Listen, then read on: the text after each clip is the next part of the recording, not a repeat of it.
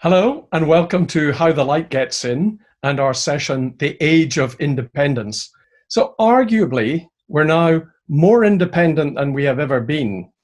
And yet there was a time when we lived in our local communities, often having the same occupations as our parents and not moving more than a few miles from that location in our lifetimes. But globalization, education, different forms of politics have made it possible for people to transform their lives and to move around the world. They've often found opportunities that they wouldn't have otherwise dreamt of. They have freed themselves from some of the accidents of their birth and circumstances. So is this a good thing? We're going to be looking at that question and wondering, is it always a benefit that we're more independent? Has it actually led us to feel more rootless, less connected, perhaps rather lonely? Should we be wary of this new form of independence? That's going to be the topic of this session. We're going to pursue it with a glittering set of speakers who are joining us online. So let me introduce them to you. We have John Milbank, who is one of the most prolific British theologians living today. He's a regular writer and collaborator with Slavoj Žižek. He's published a large number of books, and for this session in particular, the one he would direct you to is The Politics of Virtue, written with Adam Paps.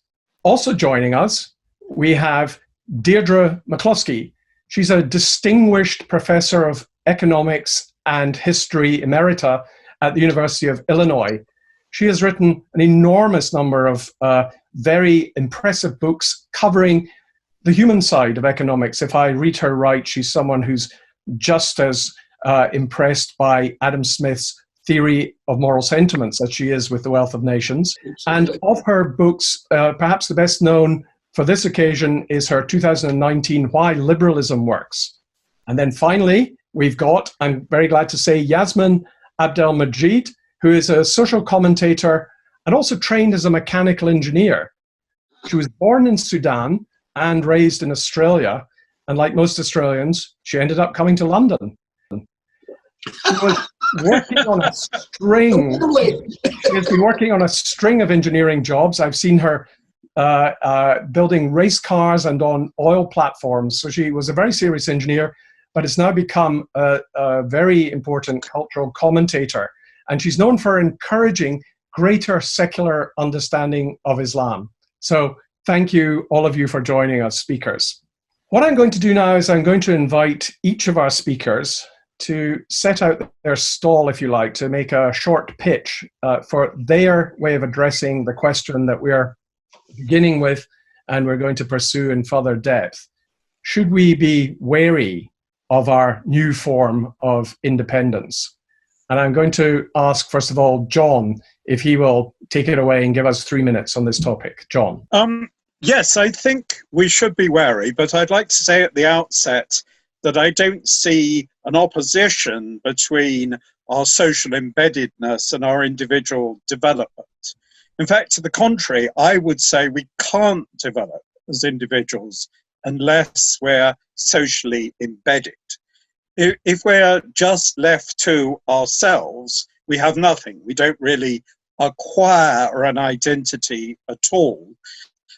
We have to have a legacy. We have to grow up in a family, in a community. We have to be told the stories of the past. And then we start to appropriate those things in our own way.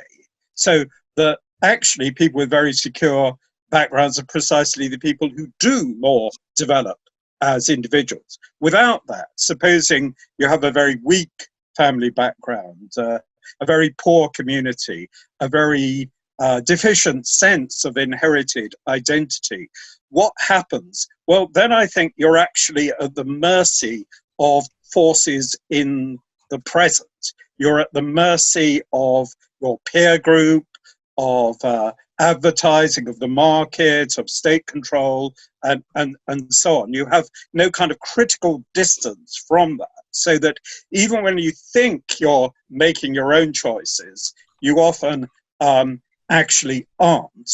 And so there's a kind of oscillation between being controlled by outside forces and a kind of narcissism that you just you're thrown back on your own will and reflecting who you are. And actually, if you are a narcissist, you can't really be an individual. You can't. It's just a kind of empty attempt to retreat to the mother's womb. You don't require, strong individual characteristics at all. Now, the second sort of big contrast I want to resist is I don't want to say, oh, modernity is all about individualism and independence, and the past was all kind of cozy and organic, and that was great.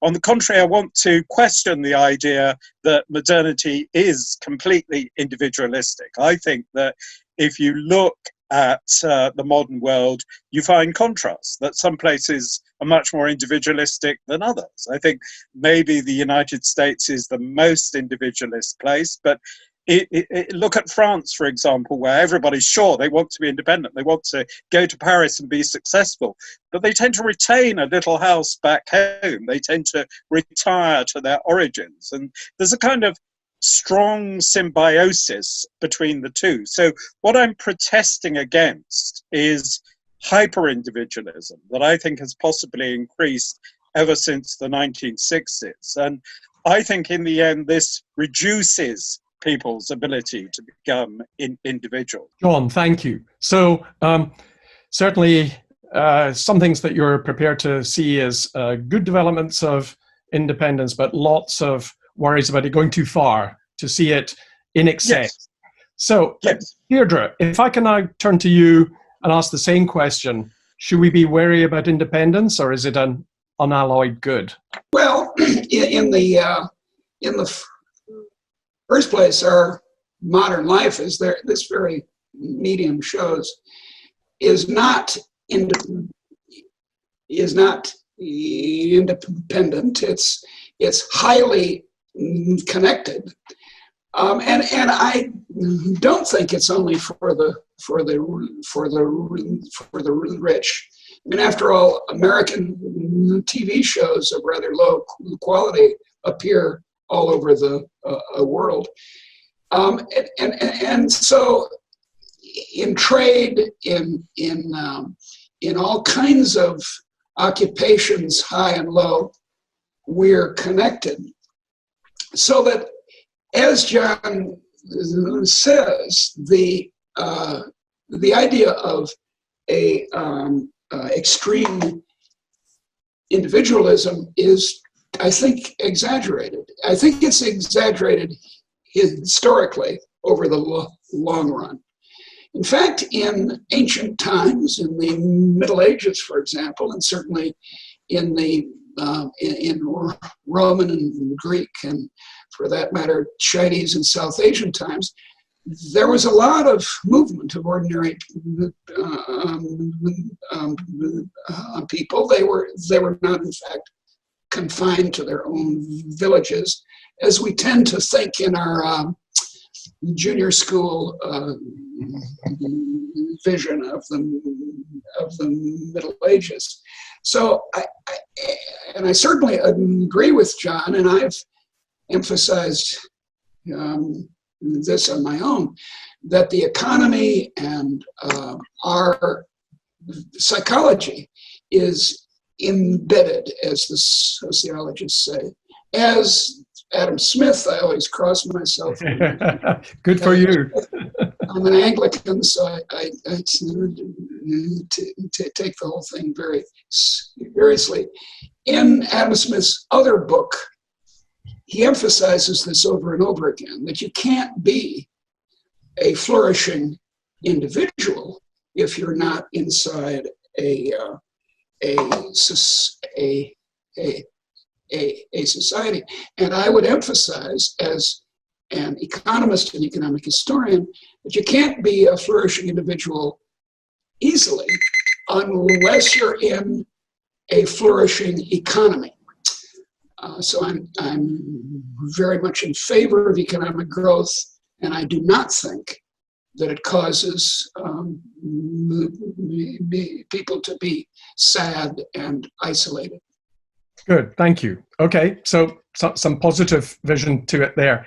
Yassmin, can you continue on this theme and give us your view? Should we be wary or should we be encouraged? Where are you standing on this? It's interesting. When I first started thinking about this idea of the age of independence, I wondered what we meant by the concept of independence, right? Because if we have a look at this current situation that we're in, COVID-19, for example, it became very clear that we were incredibly interdependent as, say, people living here in the UK, because our supply chains were global, right? We could, everything, the food that we get, the infrastructure that we use, the manufacturing. I mean, my partner can't get a Nintendo Switch because the factories in Wuhan, have been closed for months or whatever. But the reality is that we have this sense of independence that is actually removed from the reality of it. And I think that's really important to tease out. Yes. What we're talking about is a value rather than a material reality. And then the question becomes, well, what value, how do we distill that value, and what is it that we actually want out of that value, right? I think of myself as an incredibly independent person, all right? It's a part of my identity. It would be a way that I would describe myself if I was talking about what makes, Yassmin. But I also grew up, in a Sudanese family in a very collectivist culture, and balancing those things has been an interesting, it's been a cause of tension. And I bring this to the personal because I think that the micro version of this plays out in lots of different ways. So when we think of what it means to be individualistic, are we saying, or what it means for a society to be individualistic, are we talking about agency? Because I've moved my parents, even though they're the most collectivist people, they left their family in Sudan and moved across the world to Australia. Does that make them less collectivist? Is that action then one of an individualistic choice or society, or is that one that's actually about them protecting the collective, nuclear family that they're a part of? For me, I then moved from my family to Perth and then to Melbourne and then to London, all to follow particular jobs, but perhaps also for my own family unit. And so I do think it's interesting when we think about where the split between doing things, prioritizing the individual versus prioritizing the collective, and what does it mean to perhaps do both? And John talks about resisting the binary. And I think that it's important in all of these conversations to resist the binary, but also tease out the nuance of, well, what is the unit of collectivism that we care about? Is it a biological family unit? Is it a interest group unit? Is it a nationalist unit? Is it an ethnic unit? And I think actually what's happening is that unit is changing over time. It used to be that we were collectivist just about, our ethnic unit and our physical unit, and now that's shifted. And we haven't, and perhaps the challenge is, how do we show that it is important to have an element of collectivism that we choose rather than one that is just by happenstance? To continue watching this video, click the link in the top left or in the description below. Or visit iai.tv for more debates and talks from the world's leading thinkers on today's biggest ideas.